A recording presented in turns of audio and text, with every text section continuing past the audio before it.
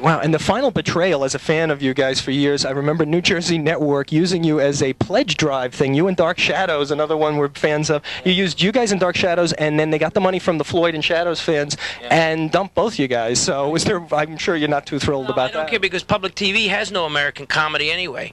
Right. You talk about they want to talk about overseas and what they do in China and Russia. Well, in this country, they only allow British comedians on public TV, unless you're that one guy from Buffalo there, the Joey Russell, Leonard, whatever, Mark Russell, the only one, and once in a while they'll show a film clip of Will Rogers, maybe. That's it. There's no comedy, because comedy hurts when you think about it. If you do a joke about pollution or unemployment, you ruffle the establishment. Like Marx Brothers, you know, that's what we are in a way. We're making fun of things that are wrong. In many cases. I wanted to ask too, because as we said, Michael had come on after we hadn't even seen him in New York. The show was off. How did you get your cast? Were they all your buddies? Were you just like friends from high school, college? It was community service. To avoid going to prison, they said, well, you could do that, or you could spend 5 years with Uncle Floyd. I'm sentenced now to 20 to 35 years with Uncle Floyd. I'm in my 21st year. Whoa. So I'm almost at the end of my time, and if with good behavior, I could get out of this show within another 6 months. Yeah. Well, definitely. We don't want to keep you too long. We just want to ask your current activities, all of you cast members, but particularly now you have acting. You've done little gigs. I saw you on the Loving. They did a Thelma and Louise thing. You got killed. And are you doing any acting now, or what do you? Well, when I get a chance to, but I really don't. We really just we don't really think about what we're going to do next. But you're doing now your current activities. We said we could talk about this. You're in Swank Magazine, where you have your joke page. You said it would be. Sure, you can plug that. I'm in Swank Magazine. Its circulation is 2.5 million. I think even more. They're all over the country. Are these all dirty jokes each month? I've only seen one entry. Some of them are just corny. Matter of fact, they were yelling at me yesterday that too many of them are corny. And sometimes I make them up. Sometimes they're old burlesque jokes or whatever. So it's kind of like a Joey Adams kind of. Well, some people buy the magazine for my joke page. I'd like to have some. Yeah. And you also do an Italian radio show now. Is that continued? Where is that on? Because we could plug that for New York. New York, it's 93.5 FM every Sunday from 11 a.m. to 2 p.m. It's WRTN out of New Rochelle, New York. Yeah. But it's also, we have 6 hours of Italian shows that I run, and the first 3 I host. So that's what time? Sunday morning, 11:30? Morning, 11 a.m. to 2 p.m. That's my show. Serenate Italo-Americane. Oh, do you do it in Italian?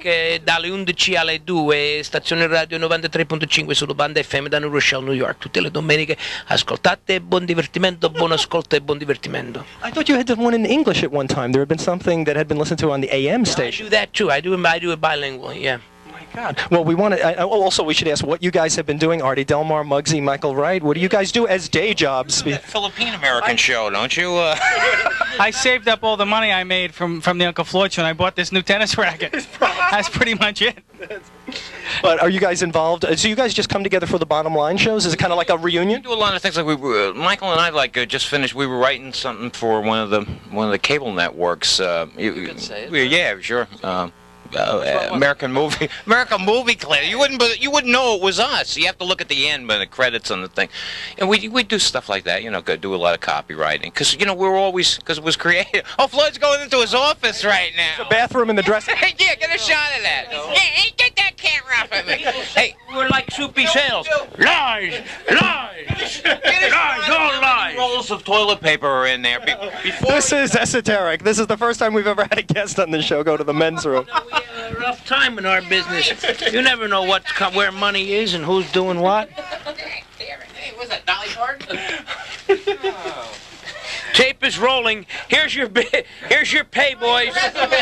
Don't laugh. They get 69 cents a roll in the supermarket for this. This is an intimate moment with a star. We've never had this before. This is where they all shit in here. Look, this is where they've all been here. Every big star has flushed in this room. This Springsteen has been in this. They even have a plunger Springsteen shit in here.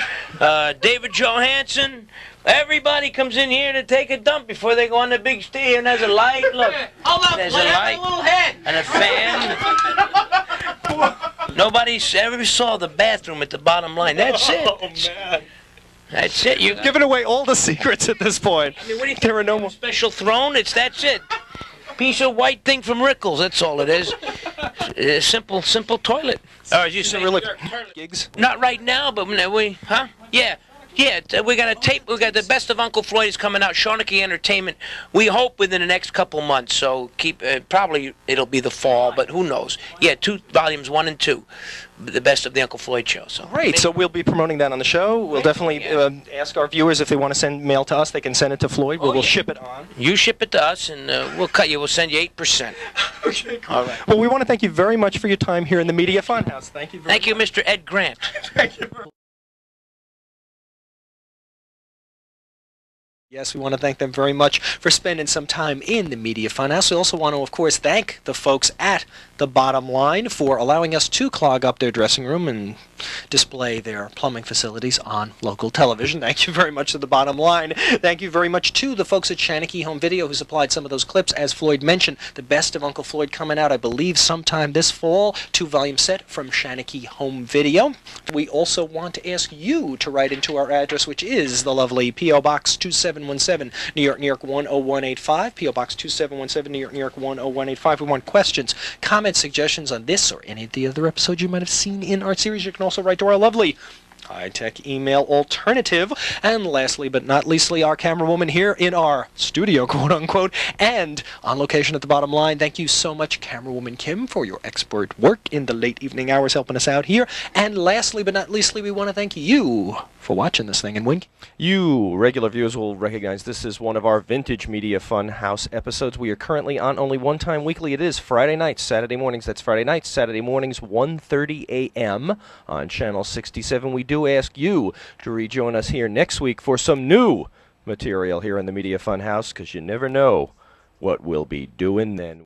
You, Professor LeBach, stink! I suggest you move to Russia! That's where you belong, in Russia! And then you could go to Russia and help build tanks in Rwanda! That's where you belong because a sick man! A sick man! You stink! This is Dr. Martin Bendit. Yay!